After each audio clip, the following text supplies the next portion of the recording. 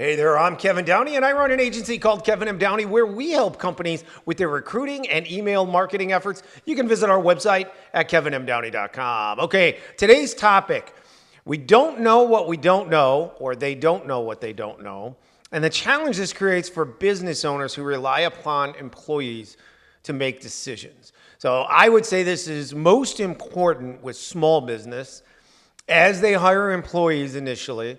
And I'm going to speak to it specifically within the realm of sales and marketing within an organization in B2B, but it really can apply to any segment of a business. And we see it most commonly as a challenge for small businesses as they are growing, right?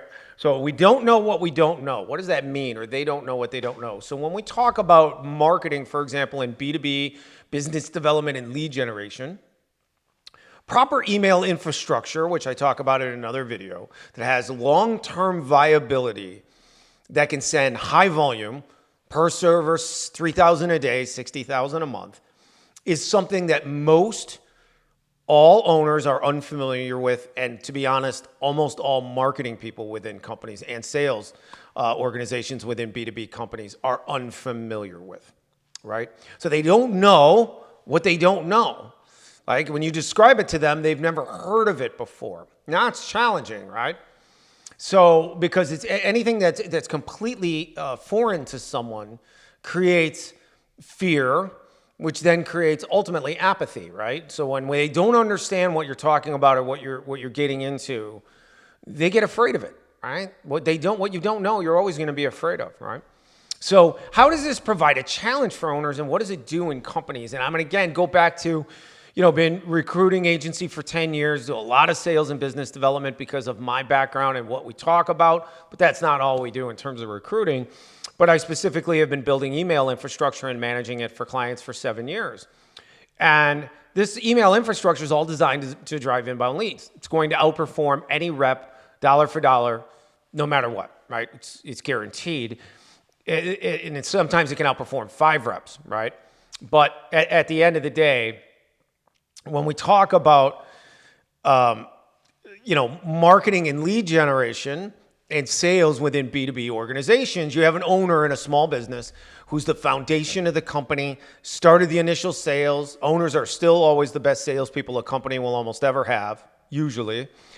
And they know their products inside and out, and services. They're passionate about them. They're very good with customers. They're very good salespeople. But business development, a lot of times they kind of had to grind really hard early with it and just wing it, just cold call, right? And they end up being pretty good at it, actually. But they forget about that experience, and they really don't consider themselves good business development people. And generally, they then rely on word of mouth, and then their company grows and they start adding people, all right?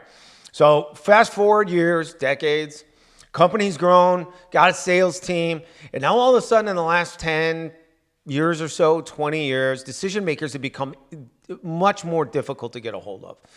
And salespeople are frustrated because they're making, and again, the owners and managers are frustrated because salespeople are making 75, 125 or more base. And especially if they're new, they've got to build their customer base. So they got to do cold outreach and they can't get a hold of anyone, right? They're only reaching 3, 4, 5, 6 decision makers a day, which is not enough, right? In the old days, you can make 30 calls and talk to 15 decision makers. So they're frustrated and they say, okay, so now the owner's frustrated, management's frustrated, right? And then they come and they say, hey, we need help with lead generation. We need the marketing help, right? And so they do their business development. It does okay, but they want marketing help. And the owner's like, well, I don't know anything about that. I don't know what to do. So they go out and they hire a marketing person. And marketing people do not understand email infrastructure. 99% plus do not. And neither do sales leaders, right? In fact, the sales leaders probably understand it a little bit better because the email infrastructure that we build for clients is actually very similar with what you can do in your CRM, but it's on steroids and it's a lot faster, right? So you can't do that kind of thing with a CRM. So sales managers actually are closer to knowing it and understanding it than even marketing people are. Because marketing people, owner hires a marketing person, that marketing person comes in, what do they understand? They understand SEO, they understand maybe PPC, they understand branding, they know how to manage collateral, they know how to manage trade shows and events. They can get copywriters going on content. They can run webinars. And they can do all kinds of things. But email infrastructure to drive leads is not really something that very many I've ever come across in 7 years. I've looked at hundreds of internal email structures, and I've only seen 3 or 4 good ones, and only one was done by an employee. The others were all done by owners. So they don't understand it. So they come in and they do their thing. They do their LinkedIn advertising. They run some PPC. They invest in SEO. And maybe help with trade shows and events and webinars or whatever else, right? Whatever else that you have that they're good at, right? Print materials, collateral, all kinds of stuff. And you get a year down the road, year and a half, and it hasn't really moved the needle significantly. All of that content and all of those efforts are great, but they by themselves don't drive leads. The problem is they're always intermittent.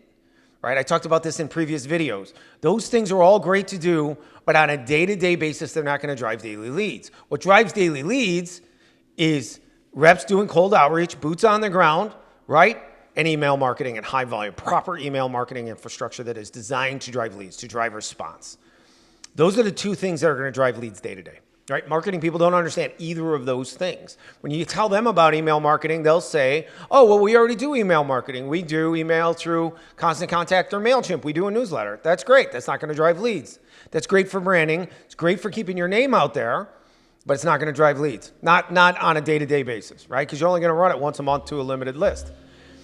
And some of them are starting to understand the CRM side of email and text-based email marketing, but the only way they understand it is through the CRM, which has to connect to Google Workspace or Microsoft 365, where you can only send 50, 75 emails through each email address, right? And they don't all connect, right? So that structure is it's not going to perform because you need to send hundreds of emails to generate an inbound lead, sometimes over 1,000, depending upon who you're targeting and with what. So getting back to the big picture in this whole story is the marketing people do their thing, trying to help the salespeople, and nothing that they're doing is really driving a lot of leads, at least not day to day. It drives leads intermittently, sometimes very good leads, and it's all good to do, but it's not going to drive leads on a day-to-day basis. So the problem is, then someone comes to, again, we're going to use this as an example. We're going to use our agency as an example because I understand this part really well. So then a company owner gets an email from me, right, or my staff, about email marketing infrastructure and building it for them and what have you. And they almost always, if they have a marketing person, will bring them on the call because they're like, well, I don't understand how this is different. I don't understand it. I'm going to bring, Susie or Jenny or Bob, my marketing person, on the call.